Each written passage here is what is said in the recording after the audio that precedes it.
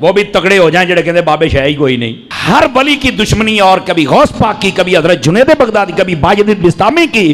مطلب بندے کو کتا ہونا چاہیے پر انٹرنیشنل کتا تو نہیں نہ ہونا چاہیے. سارے انہوں ہی پہ گئے ہیں. وہ جڑا الو دا پٹھا ہے وہ مرزا جی پتہ نہیں پلمبر جی کیا بلا ہے وہ. میں سمجھتا تھا یہ صرف پیو کوئی نہیں, یہ تو ماں بھی کوئی نہیں, یہ تو کھوتی دا پتر لگتا ہے مینو. یہ تو کسی جانور کا بچہ ہے یار. جب میں حیران ہو گیا یار, ایسا یتیم العلم یزید الفکر خبیث النسل والاصل والعقل مطمئن کمینہ انٹرنیشنل بغیرت تجھے لمدی کتی ہے جڑا ہر بندے نو پہ گئی ہے تو. لیکن تینوں پتہ کوئی نہیں نا, تو ساڈی ایک سٹ نہیں پچانی پترا. اس واسطے اپنی زبان بند کر, بکواس بند کر. اور پیر غفران صاحب نے بھی کہا تھا, سن لو نعرہ غفران دا, مرزا جیل میں حرام دا ان کا ہے. اور اس کا جواب نہیں دے حرامی بندہ کیا دے گا بتاؤ نا مجھے. تو ایسے فتنوں کا یہی جواب ہوتا ہے. میں کہا جا ایک کنجرا گل کرن لگیا کنجر دماغ میں کنجر گل ہی ہونی ہے, تینوں شرم تو یا نہیں پئی آؤندی. اس واسطے ان لوگوں کی بھی اتنی مرمت ہونی چاہیے, اتنی مرمت ان کی بھی ہونی چاہیے. پہ جاندہ ہے بابیاں نو جناب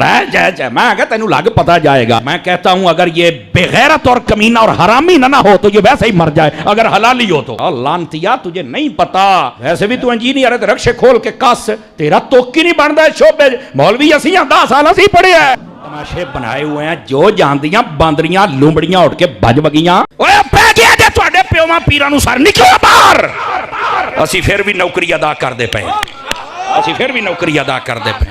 اوے مرزے دے خلاف تواڈے پیو نے کرنیاں نے, نکلو باہر. سٹیج پر بیٹھنے والے ہاتھ کھڑا کر کے بتائیں, مجھے بتائیں یہ کام ٹھیک ہے کہ نہیں. تماشا کرتے ہو پھر کہتے ہیں مسلک کا کام نہیں ہوتا. مسلک والوں کو تم خود رگڑتے ہو. اور جو تواڈے پیواں نو پے گیا ہن تسی چوپ بیٹھے ہو, اور نکلو باہر.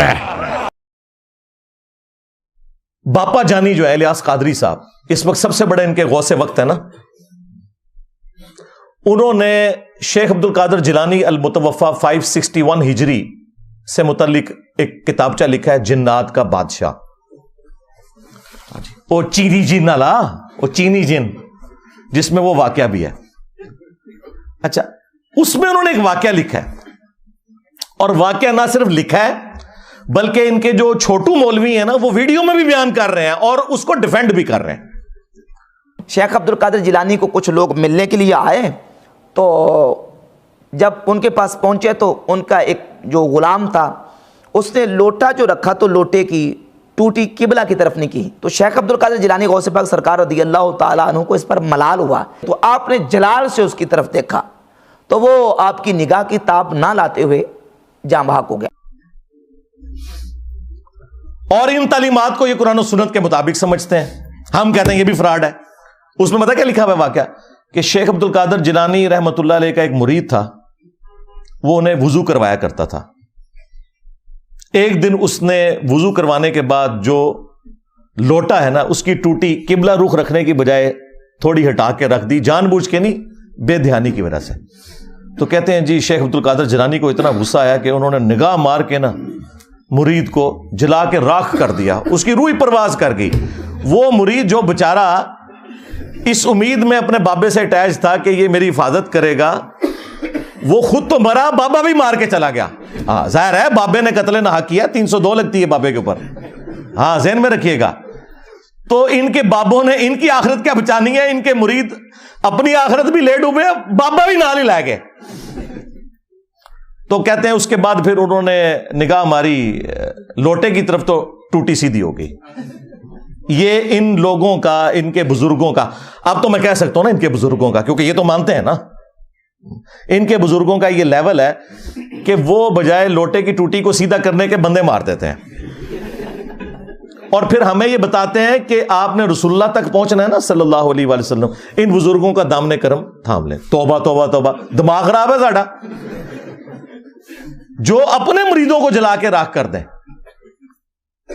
یوٹیوب سے گستاخانہ ویڈیوز نہ ڈیلیٹ کروا سکیں, ان کے ساتھ ہم نے اٹیچ ہونا ہے, ہمارا دماغ خراب ہوا ہے.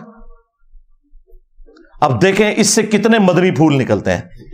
ہاں میرا دماغ کدھر جاتا ہے. سب سے پہلا مدنی پھول تو یہ ہے کہ ان کے بابے جو ہے نا قتل ناحق کرتے تھے, 302 ان پہ لگتی تھی, اور قرآن میں ہے جس نے کسی مؤمن کو ناحق قتل کر دیا وہ ہمیشہ کی جہنم میں.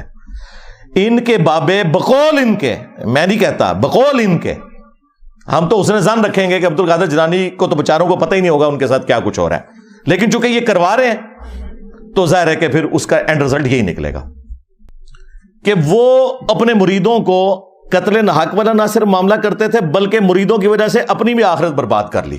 ظاہر ہے خود بھی جہنم میں چلے گئے قتل ناحق کر کے، تو قرآن کا فتویٰ ہے.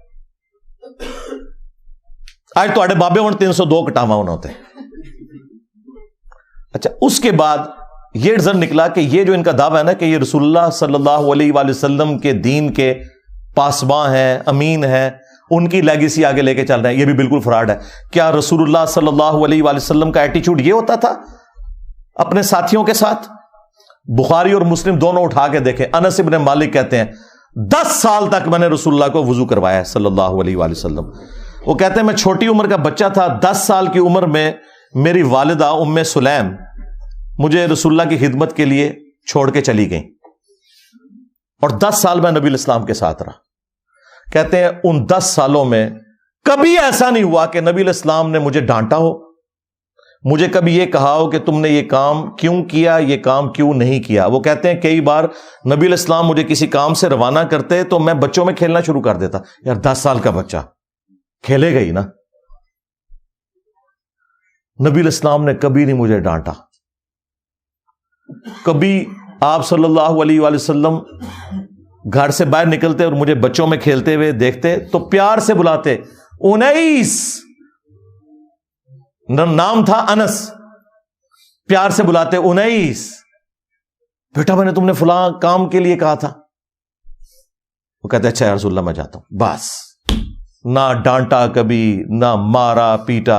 اور تمہارے بزرگ جو کہتے ہیں ہم رسول اللہ کے ماننے والے ہیں، ہم آپ کو رسول اللہ تک پہنچائیں گے، پہلے آپ تک پہنچ جاؤ. یہ میں آپ کو کمپیریزن بتا رہا ہوں. لہذا یہ جو تم لوگ کلیم کر رہے ہو نا کہ ہمارے بزرگوں کی کتابیں بدل گئی ہیں، تو جو باتیں تم کتابوں سے بیان بھی کر رہے ہو نا بغیر بدلی ہوئی، ہمارے نزدیک وہ بھی قرآن و سنت کے خلاف ہیں. سمجھ رہے ہیں نا میں کیا کہنا چاہ رہا ہوں؟ ہاں، اگر نہیں سمجھ آ رہی تو میں ایک اور مثال پیش کر دیتا ہوں. ان کے وہ اس وقت میٹھے میٹھے ایک مبلغ جو طارق جمیل صاحب کے مقابلے پہ انہوں نے لانچ کیے ہیں، ثاقب رضا مصطفی صاحب. ہائے ہائے ہائے ہائے. وہ خواجہ باؤ الحق نقشبند کے بارے میں بتا رہے ہیں کہ ان کی ایک مریدنی تھی.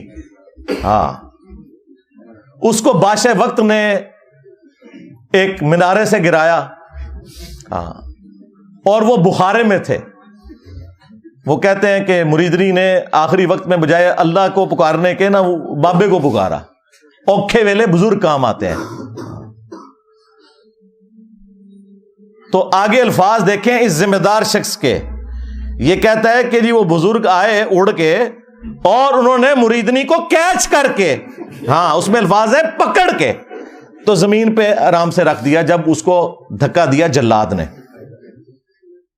حضرت شاہ نقشبند بخاری علیہ رحمہ نقشبندیوں کے امام ہیں.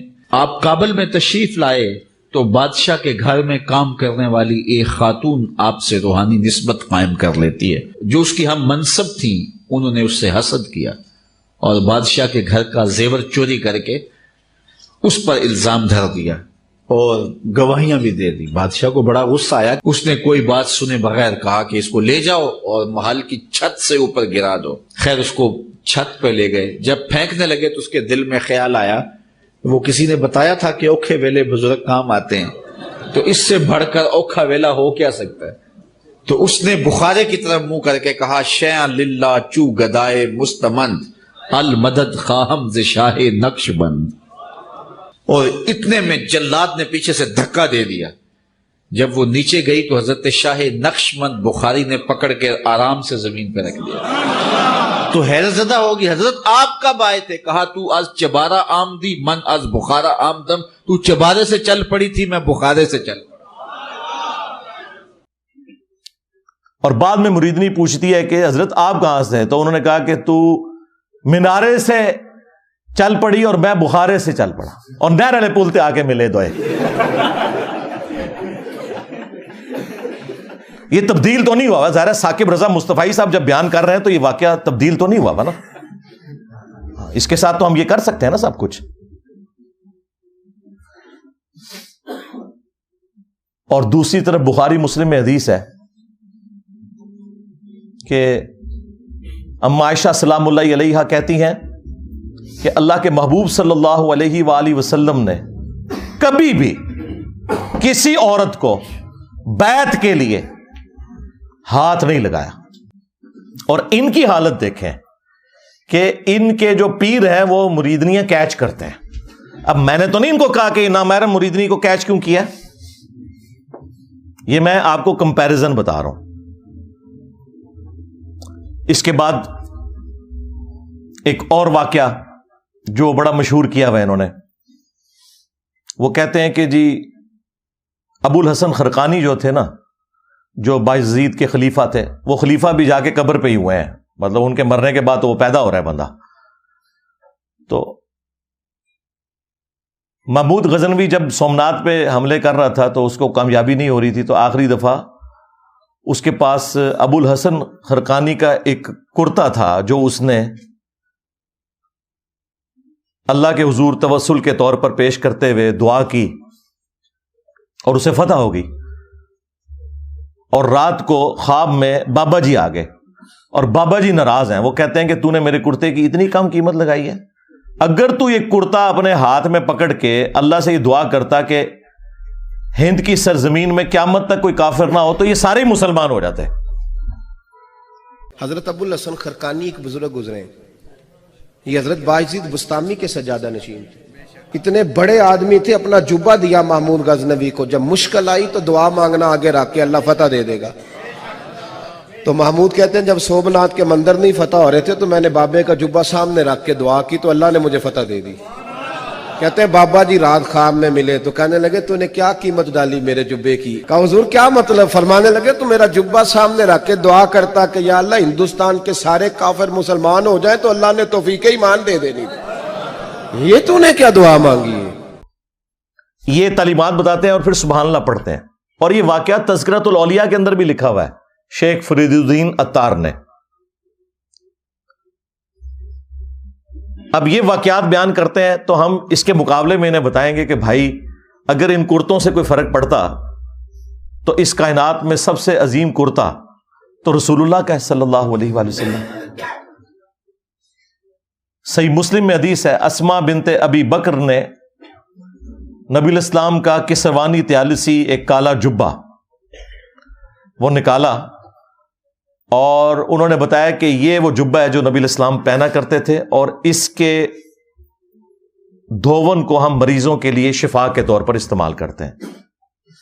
نبی الاسلام کا کرتا مبارک جو صحیح تبرک بھی ہے جس سے صحابہ کرام نے تبرک بھی حاصل کیا، وہ کرتا جب نبی الاسلام خود پہنتے تھے اس کرتے کو دیکھ کے تو مشرکین عرب نے اسلام قبول نہیں کیا. اور اس کے بعد رومنز اور پرشینز کے خلاف جب صحابہ کرام نے جنگیں لڑی ہیں تو وہ کرتا تو نہیں لے کے گئے جس طرح یہ ابو الحسن خرقانی کے کرتے سے دعا کی ہے. انہوں نے تو رسول اللہ کے کرتے سے کوئی دعا نہیں کی ہے. وہاں تو 8,500 صحابہ اور تابعین شہید ہوئے ہیں جنگ قادسیہ میں، ہاتھیوں کے نیچے بھی آئے کئی، تب جا کے وہ پرشین امپائر جو ہے وہ مسلمانوں کے پاس آئی ہے. اور جنگ یرموک میں بھی ہزاروں صحابہ اور تابعین شہید ہوئے ہیں، تب جا کے رومن امپائر کی کمر ٹوٹی ہے. ادھر تو کوئی کرتے نہیں لے کے گئے، سب کہانیاں بنائی ہوئی ہیں. پھر ہمارے وہ جو مرشد ہیں مصباحی صاحب، ہاں اب مصباحی صاحب جو کچھ بیان کر رہے ہیں بزرگ ہی لکھ کے گئے ہوئے ہیں. یہ کشف المجوب میں واقعہ لکھا ہوا ہے، اوپر دیکھا تو سونا، نیچے دیکھا تو سونا، درخت سارے کا سارا سونے کا اور پتے سونے کے اور جڑیں بھی. ہاں نا اینڈ تک کہتے ہیں ہاں نا، یعنی میں بھی ہوتے ہی سا. ہاں یہی مطلب ہوتا ہے نا. داتا حضور کشف المحجوب میں لکھتے ہیں یہ فکرے ان کی زبان سے تب ادا ہوئے جب اس درخت کے نیچے تھے جس کے اوپر میں چڑھا ہوا تھا. آپ فرماتے خدا کی عزت و عظمت کی قسم پورا درخت، اس کی ٹہنیاں، اس کا تنا، اس کی جڑیں بھی سونے کی ہو گئی، سارا، ہاں سارے سونے کا ہو گیا. اب وہ جو ہے نا وہ مٹی اٹھانے کے لیے نیچے ہوا، تو نیچے دیکھا تو زمین سونے کی زمین سونے کی ہے. یہ کیا ہوا؟ دائیں دیکھا تو سونا، بائیں دیکھا تو سونا، آگے دیکھا تو سونا، پیچھے دیکھا تو سونا. اب بابا جی نے کام کیا تھا، کیوں نہیں مٹی دیا ٹیما پھڑان ڈیا. اور کہتا ہے حضور کہاں سے پکڑاؤں مٹی ہے ہی نہیں, جہاں تک نظر جاتی سونا ہی سونا ہے. بابا جی ایک سوال ہے بابا جی, اگر آپ ہوا میں سونا نکال سکتے ہیں بابا جی تو دیش کی غریبی کیوں نہیں مٹا دیتے بابا؟ جواب بابا جی, جب آپ خود سونا نکال سکتے ہو تو ہم لوگوں سے چندہ کیوں لیتے ہو بابا جی؟ جواب ہری اوم ہری اوم ہری اوم. یہ رانگ نمبر ہے, یہ رانگ نمبر ہے. تو یہ وہ تعلیمات ہیں جو ان کے بزرگوں کی کتابوں میں لکھی ہیں, یہ ڈیفینڈ کر رہے ہیں. ہم اس کے جواب میں پھر آپ سے نہ پوچھیں کہ تم بزرگوں کے بارے میں کلیم کر رہے ہو کہ وہ نیچے دیکھتے تھے سونا بنا دیتے تھے, درختوں کو سونے کا بنا دیتے تھے. خدا کے لیے سورہ بنی اسرائیل کے اندر جو کافروں نے رسول اللہ صلی اللہ علیہ وآلہ وسلم سے 9 معجزات مانگے تھے نا, ان میں سے ایک معجزہ یہ بھی تھا کہ اس کا کوئی سونے کا گھر بن جائے, تب اسے پیغمبر مانیں گے. تو اللہ تعالیٰ نے پتہ اس کے جواب میں کیا کہا کہ تم فرماؤ میں تو بشر ہوں, رسول ہوں, اللہ کا پیغام پہنچانے والا ہوں, یہ اللہ کے اختیار میں ہے. رسول اللہ صلی اللہ علیہ وآلہ وسلم کے لیے تو اوپر دیکھیں تو سونا, نیچے دیکھیں تو سونا تو نہیں ہوا. جہاں پہ نبوت بھی سٹیک پہ لگی ہوئی تھی اس حوالے سے کہ کافر وہ ڈیمانڈ کر رہے تھے معجزہ. تیرے بزرگوں کا اتنا مقام ہو گیا کہ ان کے لیے بعد میں یہ ساری چیزیں سونے کی بن جائیں گی. چلیں اس کے بارے میں کوئی کہہ لے گا جی وہ اللہ تعالیٰ کی مشیت یہ تھی کہ کافروں کو معجزے کے طور پہ یہ چیز نہیں دکھانی, صرف قرآنی معجزہ ہے. چلیں آگے چلتے ہیں. سورہ التوبہ میں اللہ تعالیٰ فرماتا ہے کہ غزوہ تبوک کے موقع پر جب کچھ غریب اصحاب رسول اللہ کے پاس آئے اور انہوں نے کہا یا رسول اللہ صلی اللہ علیہ وآلہ وسلم آپ ہمارے لیے کوئی ساز و سامان کا بندوبست کر دیں, کوئی سواری کا, 700 کلومیٹر دور جانا ہے رومن امپائر کے بارڈر کے اوپر تبوک کے لیے, تو ہم بھی آپ کے ساتھ چلیں گے. تو نبی الاسلام نے فرمایا کہ میں اپنے پاس کوئی ایسی چیز نہیں پاتا کہ میں تمہاری اس حوالے سے کوئی مدد کر سکوں, نہ سواری کے طور پہ نہ ساز و سامان کے طور پر. اے نبی تم دیکھتے ہو کہ یہ تم سے اس حال میں واپس پلٹتے ہیں کہ ان کی آنکھیں آنسوؤں سے تر ہوتی ہیں, اس غم کے سبب کہ وہ اپنے نبی کے ساتھ قتال میں شامل نہیں ہو سکیں گے. اب نبی الاسلام تو کہہ رہے ہیں کہ میں تو کوئی ایسی چیز نہیں پاتا کہ میں تمہاری مدد کر سکوں. تو اس موقع پر اوپر دیکھا تو سونا, نیچے دیکھا تو سونا کیوں نہیں ہو گیا؟ وہ تو جامع ترمذی میں آتا ہے کہ سیدنا عثمان ابن عفان رضی اللہ تعالیٰ عنہ علیہ السلام نے اللہ تعالیٰ کی راہ میں صدقہ اور خیرات کیا, سونے کی اشرفیاں اور اونٹ, اور وہ انہوں نے کمائے ہوئے تھے, وہ اوپر دیکھیں تو سونا, نیچے دیکھیں تو سونا نہیں تھے. تو تمہارے بزرگوں کے لیے ہم کیسے مان لیں؟ صحیح بخاری میں آتا ہے کہ سیدنا ابو بکر جب خلیفہ راشد بنائے گئے تو انہوں نے صحابہ کرام سے کہا کہ تم اچھی طرح جانتے ہو میرا کاروبار بڑا اچھا چل رہا تھا, لیکن اب تم نے حکومت کی ذمہ داری میرے اوپر ڈال دی ہے, تو میرے بال بچوں کا کیا بنے گا, میرے لیے کوئی وظیفہ مقرر کرو. تو صحابہ کرام نے پھر مشورہ کر کے ایک جو عام مہاجر کا وظیفہ تھا وہ خلیفہ راشد کے لیے مقرر کیا. اور بخاری کے الفاظ بتا کیا ہے کہ ابو بکر امور حکومت چلائیں گے اور اس کے عوض جو مسلمان ہیں وہ ان کے بیوی بچوں کا خرچہ اٹھائیں گے. کتنی گستاخی ہے کہ ابو بکر کے گھر والوں کا خرچہ مسلمان اٹھا رہے ہیں ان کے بقول. لیکن ہمارے نزدیک ایسا ہی ہوتا ہے بھائی, یہ نہیں ہوا کہ حضرت ابو بکر نے مسلح اٹھایا تو نیچے سے سونا نکلا ہے, نہیں نکلتا ایسے سونا, ایسا تو نہیں ہوتا. اوپر دیکھیں تو سونا, اور دیکھیں یہ لوگ دعوے کرتے ہیں ہم جی صحابہ کرام اور اہل بیت کے ماننے, اور نسوے تو ہیں تو انہوں پتہ ہی نہیں صحابہ کرام اور اہل بیت دا کوئی, تسی بابیاں دے مننے والے ہو. یہی مصباحی صاحب ایک اور واقعہ سناتے ہیں ایک بزرگ کا. وہ کہتے ہیں کہ وہ سمندری جہاز کے ذریعے حج یا عمرے کے لیے جا رہے تھے اور بار بار کیپٹن سے آگے پوچھتے تھے کہ بھئی کب آئے گا جدہ, تو وہ کہتا تھا ابھی تو یہ بندرگاہیں آئیں گی پھر, اور پھر وہی جو ان کی کہانی تھی وہ چھوڑ دی انہوں نے. وہ کہتے ہیں کہ جی وہ بزرگ جو ہیں وہ انہوں نے اپنی کرامت دکھائی, اور نے کہا جی کیپٹن صاحب لو پھر جدہ آ گیا جی. ہمارے بزرگوں نے کوئی لطیفے نہیں لکھے جی.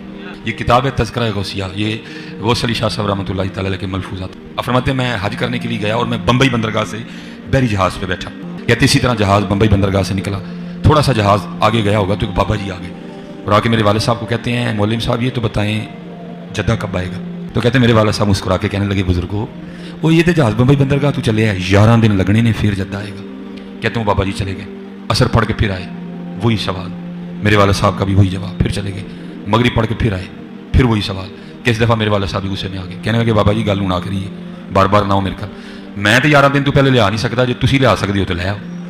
کہتے ہیں وہ بابا جی میرے والد صاحب کو کہتے ہیں پھر سب سے پہلے کون سی بندرگاہ آئے گی؟ کہتے ہیں میرے والد صاحب نے کہا مخا. پھر کون سی آئے گی؟ حدیدہ. پھر کون سی آئے گی؟ عدن. پھر کون سی آئے گی؟ میرے والد صاحب نے کہا جدہ. تو بابا جی کہتے ہیں پھر ویکھو جدہ آ گیا جی. تذکرہ غوثیہ. ہمارے بزرگوں نے کوئی لطیفے نہیں لکھے جی. انہوں نے پتا سی کہ جدے تو بعد انجینئر صاحب نے بھی آنا ہے.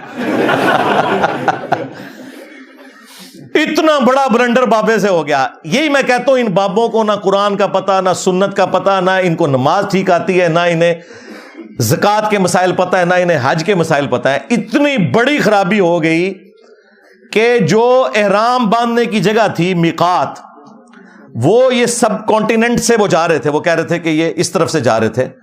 یلملم ایک جگہ آتی ہے جو جدے سے بہت پہلے آتی ہے, ایون جہاز کے پائلٹ کو بھی پتا ہے. آپ عمرے کے لیے جائیں وہ اناؤنسمنٹ کرتے ہیں کہ یلملم آنے والا ہے, اگر کسی نے احرام نہیں باندھا ہوا یا احرام باندھا ابھی تک نیت نہیں کی تو نیت کر لے, کیونکہ اس کے بعد تو دم واجب ہو جائے گا. ان کے بابے نے ڈائریکٹ جدے پہنچا دیا جہاز, وہ کوئی نہیں پہنچا, کہانی پہ کراندہ جائے. لیکن چلو یہ تو کہتے ہیں نا پہنچا.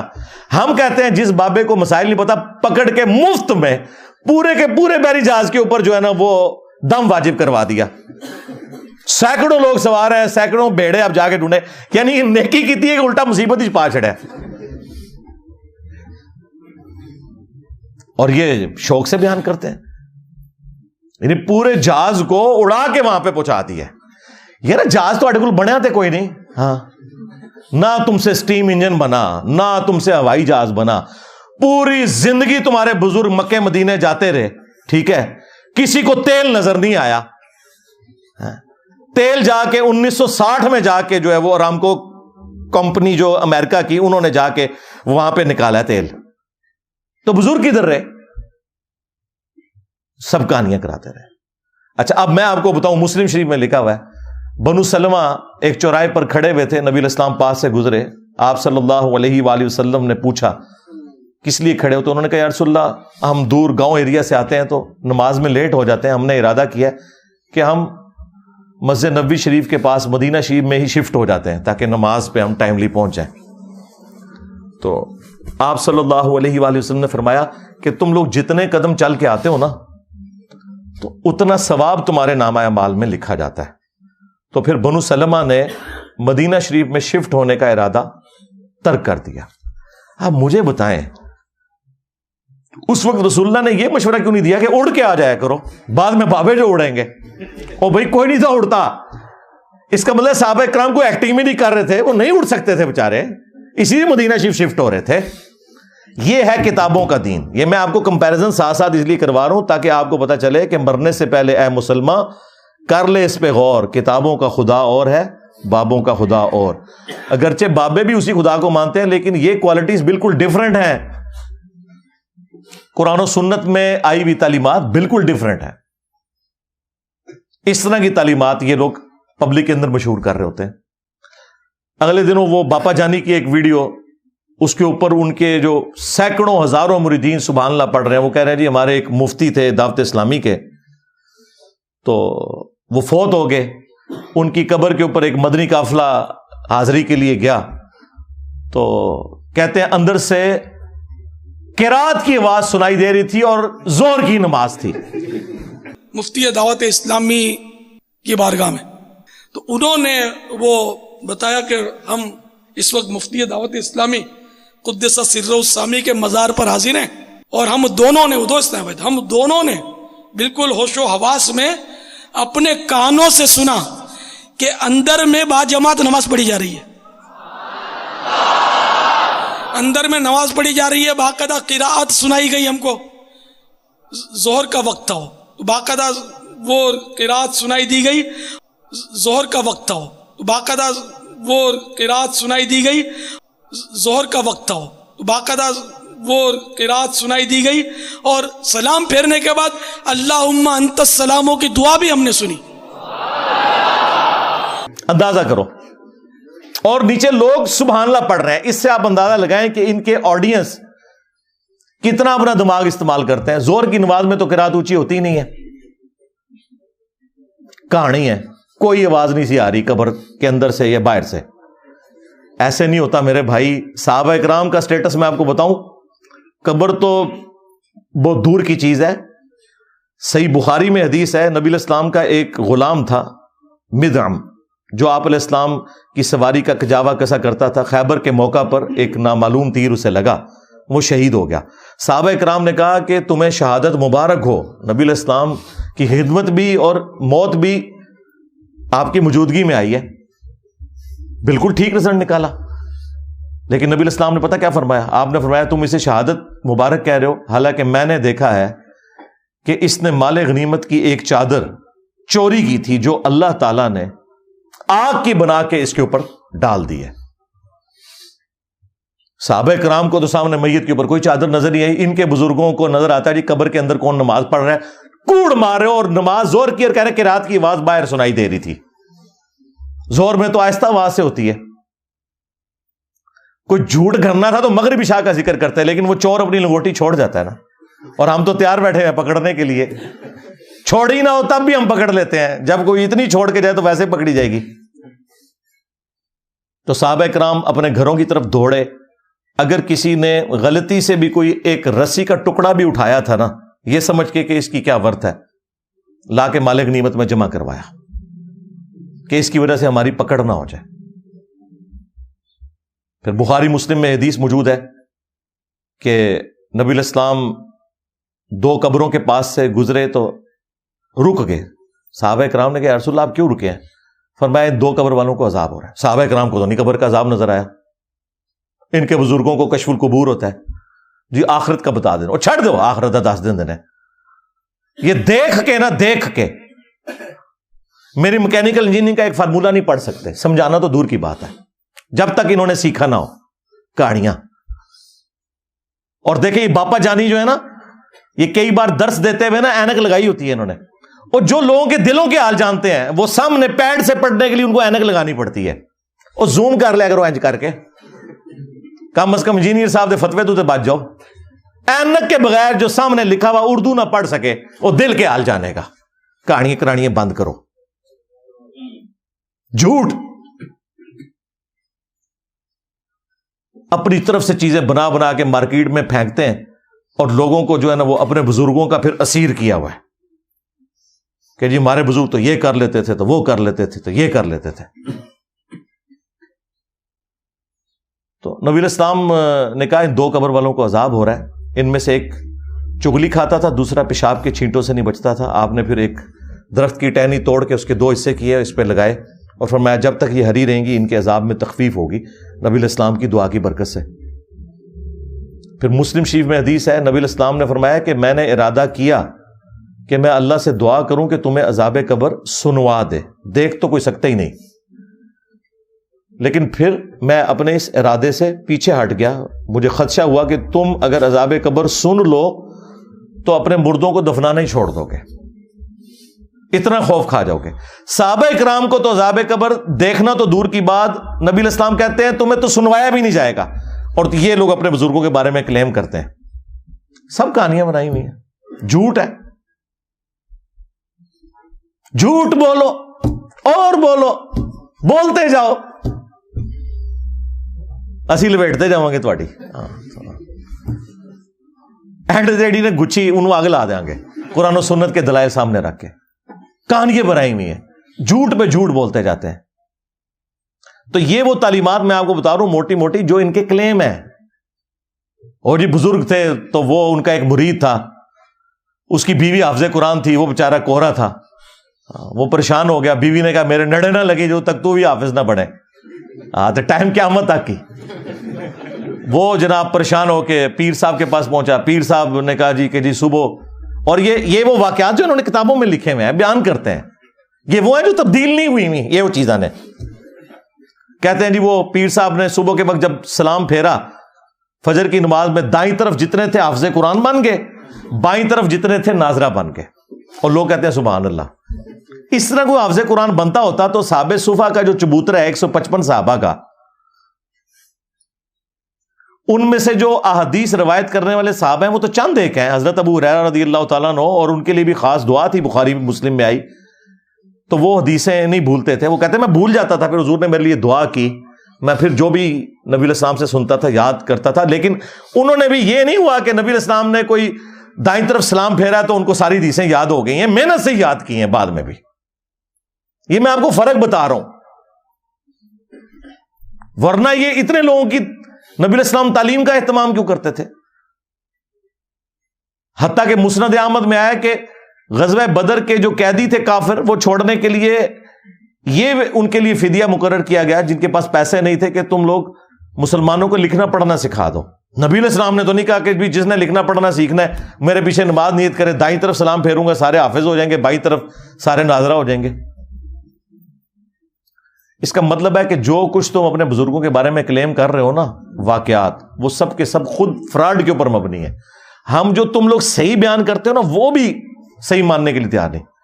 جی شیخ عبد القادر جیلانی نے فرمایا کہ میرے سلسلے میں جو بھی داخل ہو گیا تو اللہ تعالیٰ نے مجھ سے گارنٹی مجھے دی ہے. اندازہ کرے غیر پیغمبر جو 500 سال بعد آیا اس کے بارے میں ایک کلیم کر رہے ہیں، اللہ نے اسے گارنٹی دے دی ہے. رسول اللہ کے بعد جو کہہ رہے ہیں مجھے اللہ نے گارنٹی دی ہے، تو سمجھ لو کہ اے مسلمہ کذاب دا چھوٹا پراج ہے، خواہ غلام احمد قادیانی دجال ہے یا کوئی اور ہے. ہم نہیں کہتے کہ عبد القادر جیلانی نے یہ کہا ہوگا، لیکن ان کی ضد ہے. ہم کہتے ہیں اگر ضد ہے تو لو سامو، پھر فتوا لو ساڑھے کو.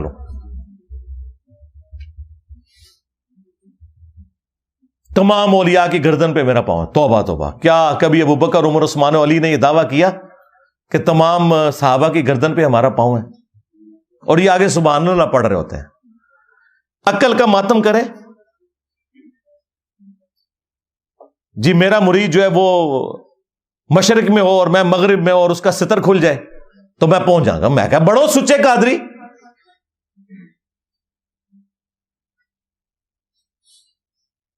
نیچے پجامہ یا کوئی انڈر ویئر پہن کے تو پبلکلی آپ لوگ اپنی تہمت کھول کے بتائیں اور شیخ عبد القادر جیلانی آ کے آپ کی تہمت باندھ دیں.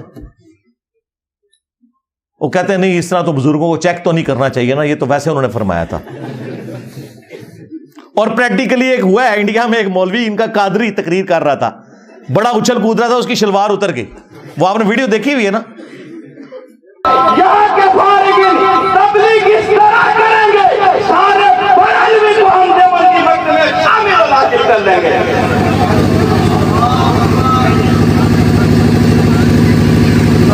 نعرہ تکبیر، نعرہ رسالت، علماء اہل سنت. اور کوئی نہیں شیخ عبد القادر جیلانی اس کی شلوار اوپر کرنے کے لیے آئے. سارے مریدوں کو جنت میں ساتھ لے جاؤں گا. اللہ کے بندو تم نے قرآن و حدیث پڑھا ہی نہیں ہوا. سورہ الشعراء میں جب وہ آیت نازل ہوئی کہ اپنے قریبی رشتہ داروں کو ڈر سنائیے، تو بخاری اور مسلم دونوں میں یہ حدیث موجود ہے. نبی علیہ السلام نے اپنے چچا عباس کو مخاطب کیا، اے نبی کے چچا عباس، میرے مال سے جو لینا ہے لے لے، اگر اللہ کے حضور پکڑا گیا تو میں تیرے کچھ کام نہیں آؤں گا. اے نبی کی پھوپھی صفیہ، میرے مال سے جو کچھ لینا ہے لے لے، اگر اللہ کے حضور تو پکڑی گئی تو میں تیرے کچھ کام نہیں آؤں گا. اے نبی کی بیٹی فاطمہ، میرے مال سے جو تو نے لینا ہے وہ لے لے، اگر اللہ کے حضور تو پکڑی گئی تو میں تیرے کچھ کام نہیں آؤں گا. اندازہ کریں. اور ادھر یہ لوگ کہتے ہیں جی ہم اپنے مریدوں کو بھی ساتھ لے کے جائیں گے جنت میں، اس وقت تک جنت میں داخل ہی نہیں ہوں گے. اللہ سے ڈر جاؤ. یہ تکبرانہ جملے کہ اولیاء کی گردن پہ میرا پاؤں ہے. اچھا پھر یہ بھی یہ پورا قصیدہ ان کی طرف قصیدہ غوثیہ منسوب کیا ہوا ہے. اور وہ پیر میر علی شاہ صاحب کے دربار کے اوپر نا جمعے کے دن مصطفیٰ جان رحمت پہ لاکھوں سلام تو کبھی کبھار ہی پڑھا جاتا ہے، قصیدہ غوثیہ برل وہاں پہ پڑھا جاتا ہے. یہ قیامت تک سورج جو طلوع ہوگا وہ مجھے میری اجازت سے طلوع ہوگا، مجھے بتائے گا کہ کیا کچھ ہونا ہے. پتہ نہیں کیا کچھ کہانیاں لکھی ہیں نے، مطلب وہ جو کوئی صحابی بھی نہیں سوچ سکتا اپنے بارے میں. تو یہ ساری کی ساری باتیں کرنے کے بعد پھر میں بولوں کہ نہ بولوں کہ میرے نبی سا ہے ہی کوئی نہیں، بابے تھے شے ہی کوئی نہیں. کیونکہ یہ جتنے میں نے 7-8 واقعات آپ کو بابوں کے بتائے ہیں نا، اس کے مقابلے میں قرآن و سنت کی تعلیمات بتائی ہیں. تو اب میں حق بجانے میں ہوں یہ کہنے میں کہ نبی کے جیسا ہے ہی کوئی نہیں، بابے تھے شے ہی کوئی نہیں. جو چیزیں نبی الاسلام ان کے صحابہ کے لیے نہیں ہیں تم نے بابوں کے لیے کلیم کی ہیں. تو ہم کہہ رہے ہیں نا یہ ہم بابوں کو توہین کے طور پہ نہیں کہہ رہے. اور ویسے بھی تم نے ہمیں خود یہ کہانی پڑھائی ہوئی تھی کہ جی کوئی بڑے سے بڑا غوث کتب ابدال ہو, وہ کسی صحابی کے گھوڑے کے قدموں کی خاک جو گھوڑے کے نتنوں میں بیٹھے, یہ جو ایک کہانی پوری انہوں نے بنائی ہوئی ہے, کولوئی بنائی ہوئی ہے. چلیں یہ تو مانتے ہیں اس کہانی کو, اس کے برابر نہیں ہو سکتا. تم تو کہتے ہو کہ غوث کتب ابدال یعنی تمہارے بابے صحابہ کرام کے گھوڑے کے قدموں کی خاک کے برابر بھی نہیں ہے. جانوروں سے بدتر سمجھتے ہو غوث کتب ابدال کو, تم ظاہر ہے جانوروں سے بدتر سمجھ رہے. ہم تو اس بات کو نہیں مانتے. کوئی بھی جانور کسی مسلمان سے افضل نہیں ہو سکتا. بہرحال تم کہتے ہو کہ وہ ان گھوڑوں کے قدموں کی خاک جو ہے نا وہ افضل ہے تمہارے غوث کتب ابدال سے. تو میں تو چھوٹی بات کر رہا ہوں, بابے تشیعی کوئی نہیں. مجھے تو کہنا چاہیے کہ ابو بکر عمر عثمان و علی جیسا ہے ہی کوئی نہیں. تیرے بابے تشیعی کوئی نہیں. تیرے بابے تھے ابو بکر عمر عثمان و علی کے گھوڑے کی خاک کے مقابلے میں بھی شیعی کوئی نہیں. مجھے تو یہ بولنا چاہیے. تو بڑا ہلکا جملہ بول رہا ہوں, رجوع کرا پھر میں دیتے بھی جی بابے تشیعی کوئی نہیں, بابے تشیعی کوئی نہیں. جی آئے دن انجینئر صاحب نعرہ لگاتے ہیں. تم نے یہ نعرہ لگایا ہوا ہے نا کہ کوئی غوث کتب ابدال جو ہے وہ کسی صحابی کے گھوڑے کے قدموں کی خاک کو نہیں پہنچ سکتا. خود سے ایک جعلی کہانی. ہاں یہ ضرور ہے حدیث ابو داؤد کے اندر, جب مولا علی علیہ السلام کے اوپر سب و شتم کروا رہے تھے بنو امیہ کے لوگ کر رہے تھے, حضرت مغیرہ ابن شعبہ کی موجودگی میں, وہ گورنر کوفہ تھے, وہ اپنے سامنے کروا رہے تھے. مسند احمد میں بھی موجود ہے, جدھر پھر ان کو بڑا غصہ آیا حضرت سعید ابن زید کو جو عشرہ مبشرہ میں سے تھے اور حضرت عمر کے وہ بہنوئی تھے. انہوں نے کہا اوے مغیرہ, اوے مغیرہ. اور ایک روایت میں آتا ہے اس ظالم کو دیکھو اپنے سامنے ایک جنتی کے اوپر لعنت کروا رہا ہے. تو انہوں نے کہا کہ نبی کے صحابی کے سامنے یہ ہو رہا ہے کہ ایک جنتی شخص کے اوپر لعنت کروائی جا رہی ہے. میں نے خود رسول اللہ سے سنا تھا ابو بکر جنت میں, عمر جنت میں, عثمان جنت میں, علی جنت میں, طلحہ جنت میں. عشرہ مبشرہ والی انہوں نے حدیث سنائی اور انہوں نے کہا کہ یاد رکھنا تم بعد کے لوگ جتنے ہو نا, تمہیں عمر نو بھی مل جائے نا, تو جو نبی کا صحابی نبی صلی اللہ علیہ وآلہ وسلم کے ساتھ جہاد میں شریک رہا اور اس کے چہرے کے اوپر گرد آ گئی, مٹی, اس جہاد کی وجہ سے, تو کوئی شخص جو ہے عمر نو بھی اسے مل جائے نا, وہ پوری زندگی نیک اعمال کرتا رہے نا, وہ صحابی کے برابر نہیں ہو سکتا. حدیث میں یہ تھا کہ جس صحابی کے جسم پہ گرد آ جائے جہاد کرنے کی وجہ سے, اس صحابی کے برابر, عمر نوح کے برابر بھی کسی کو عمر مل جائے, وہ نیک اعمال کرتا رہے, نہیں پہنچ سکتا.